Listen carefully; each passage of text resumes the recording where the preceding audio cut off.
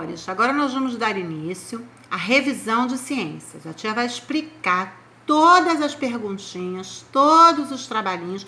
Nós vamos fazer junto, confirmando a resposta no nosso livro, ouvindo a explicação, ok? A tia vai ler as perguntas e a gente vai procurar a resposta e confirmar tudo certinho. O número 1 é um completo, está escrito assim: um pedaço de madeira queimado não volta a ser como antes, porque ele sofreu uma transformação, o quê? Preste atenção, quando você bota fogo na madeira, ela vira carvão. Então, ela não vai voltar a ser madeira. Bota uma porta no fogo, vai queimar, vai voltar a ser porta? Não. Então, ela sofreu uma transformação, o quê? Vamos verificar. Aqui no nosso livrinho diz que algumas transformações são reversíveis, ou seja, podem ser desfeitas, enquanto outras não podem ser desfeitas. O caso da madeira é uma transformação que não pode ser refeita. Mudou para carvão, vai ficar carvão. Essas transformações são classificadas em físicas ou químicas. As transformações físicas são aquelas que não produzem novas substâncias, ou seja, a matéria continua sendo a mesma. Por exemplo, você rasga um pedacinho de papel, ele continua sendo um pedacinho de um papel. Pode estar menor, mas continua sendo papel. Você pega a água, coloca no congelador, ela vira gelo, mas ela continua sendo água. E isso não aconteceu com um pedaço de madeira queimado. Ele não vai virar pedaço de madeira de novo. Então, ele não é uma transformação física. Ele vai ser química. Por quê? Vamos verificar por quê. Na transformação química, a composição da matéria passa por mudança. Ou seja, se altera, que foi o que aconteceu com um pedaço de madeira. Ela virou carvão, né? O pedacinho de madeira virou um pedaço de carvão. Dá até para fazer um churrasco. Então, o pedaço da madeira queimado não voltou a ser como antes. Ele sofreu uma transformação química. Não voltou a ser como antes. Olha aqui. Um pedaço de madeira que é queimado não volta a ser mais como antes. Substâncias novas são formadas e suas propriedades se tornaram diferentes. Correto? A próxima perguntinha está dizendo assim: as transformações pontinho em pontinho são aquelas que não produzem novas substâncias, tá? Que continua sendo a mesma substância. O que acontece com um pedaço de papel, o que acontece com o gelo, né? Que é água e continua sendo água. Essa transformação, que não produz nova substância, é uma transformação física. Agora nós vamos passar para o exercício número 2, que fala sobre a cadeia alimentar. Vamos lá? A primeira perguntinha diz assim: por que as plantas são consideradas produtores na cadeia alimentar? As plantas são seres clorofilados. Através da clorofila, elas produzem o seu próprio alimento. Elas são capazes de produzir seu próprio alimento. Então, por que elas são consideradas produtores na cadeia alimentar? Porque elas produzem o seu próprio alimento. Letrinha B. A que classe da cadeia alimentar pertencem os fungos e as bactérias? Preste atenção, os fungos e as bactérias se alimentam de seres mortos. As folhas que já estão apodrecidas no solo, os animais que estão mortos no solo, eles se alimentam desses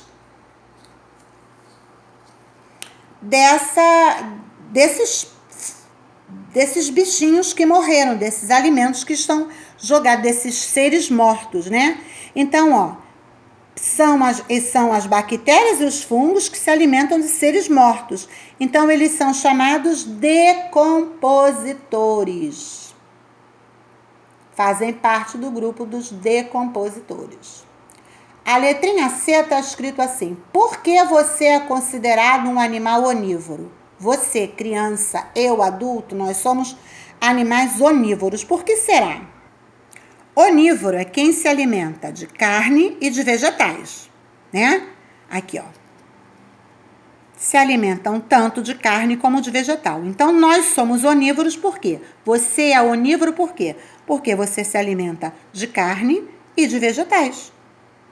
Nós somos animais que raciocinam, animais que pensam, tá? Não esquece. Somos onívoros porque nos alimentamos de carne e de vegetais. A próxima perguntinha fala assim: os consumidores secundários se alimentam de carne. Como são chamados? Como são chamados os animais, né, que consomem carne, que se alimentam de carne? Os que se alimentam de carne são chamados carnívoros. Viu que fácil? Agora nós vamos passar para o número 3. Use se para as frases certas e é para as erradas. A primeira afirmação está escrito assim: mistura é um fenômeno físico que consiste em reunir substância. Correta, está certa. Por exemplo, quando você mistura água com açúcar, você fez uma mistura. Quando você fez água e sal, é uma mistura. Água com vinagre é uma mistura. Então, mistura é um fenômeno físico que consiste em reunir duas ou mais substâncias. Tá certo. A próxima afirmação está escrito: sal de cozinha é conhecido como cloreto de sódio. Está certo. Cloreto de sódio é usado para dar mais sabor aos alimentos. No entanto, deve ser consumido com cuidado, tá certo? Não devemos comer alimentos muito salgados.